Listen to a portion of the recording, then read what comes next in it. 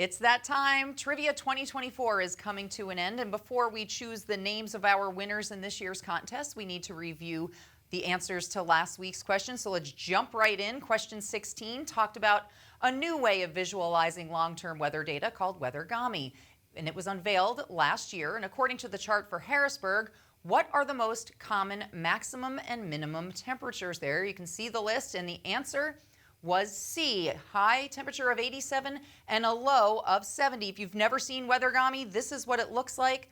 You can see the higher the frequency, the brighter the color. So we're looking in this area right here, and if you look very, very closely, 87 and 70 occurred 43 times. So that was the answer to number 16. Now question 17. We were unable to use our studios last May due to some construction in our building, and instead we took a little bit of a field trip. What was under construction in Walker Building that prevented us from using the studio?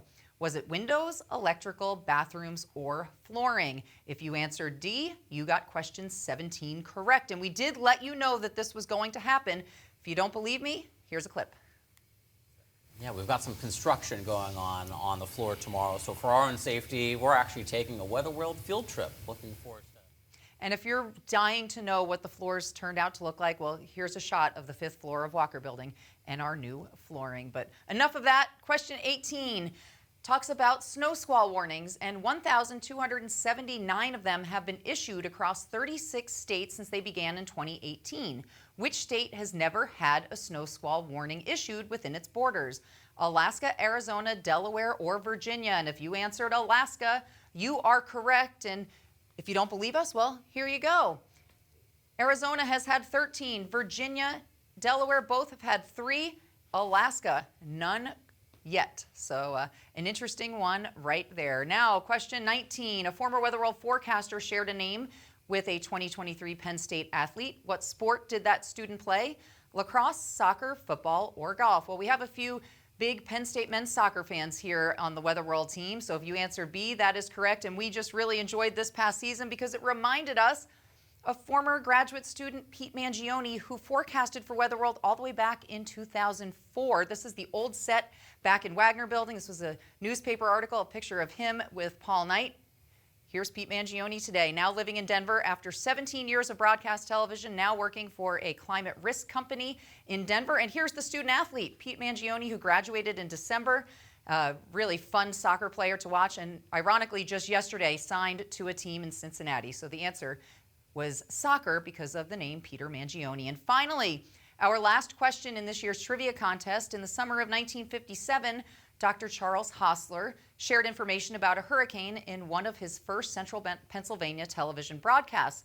What was notable about that storm? Its name was retired, it caused flooding here in Pennsylvania, it never made landfall, or it set a record minimum pressure. And the choice A was the answer. Its name was retired. Here is a screenshot of Dr. Hostler giving that forecast. And the storm was Hurricane Audrey. You can see here's the Louisiana coast. Here's a mosaic image from 3 different Air Force radars of that storm back in June of 1957. And here you go. The name was retired. That name, Hurricane Audrey. So that's it for this year's answers in Trivia 2024. We do have our winners coming up here in a moment, but first we have an honor roll which will show you the names of the people who got all 5 questions right in each week.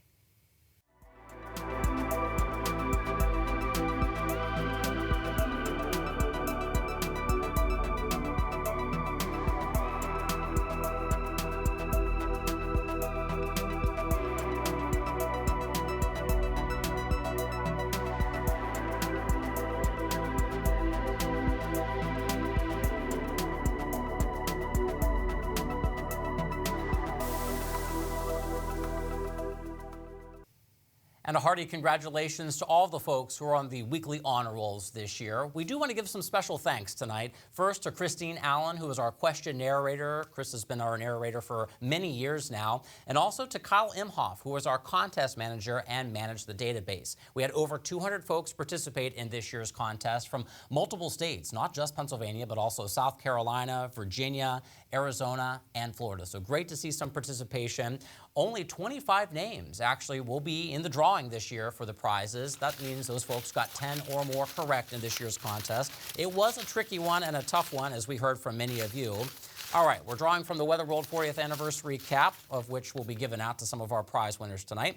And the third place prize winner will be Jordan Roan from King of Prussia, Pennsylvania. Congratulations to you, Jordan Roan from King of Prussia. The third place prize is a canvas print taken in Potter County by Kurt Weinhold and this 40th Anniversary ball cap. So again, Jordan Roan from King of Prussia, Pennsylvania.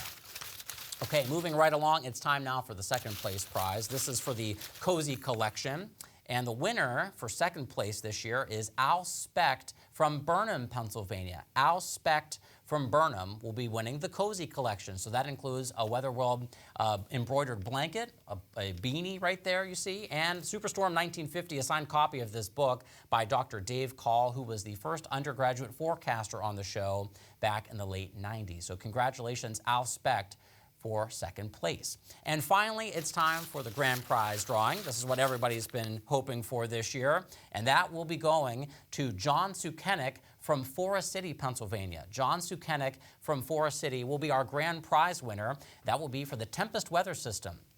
This will include the mount, and by the way, this is an over $300 value thanks to the generous donation by a longtime viewer. You'll also be getting the 40th Anniversary ball cap. John Sukenik from Forest City is our grand prize winner. And that does it for Trivia 2024. We hope you had fun this year, and we'll be back in just a moment with a recap of the short-range forecast.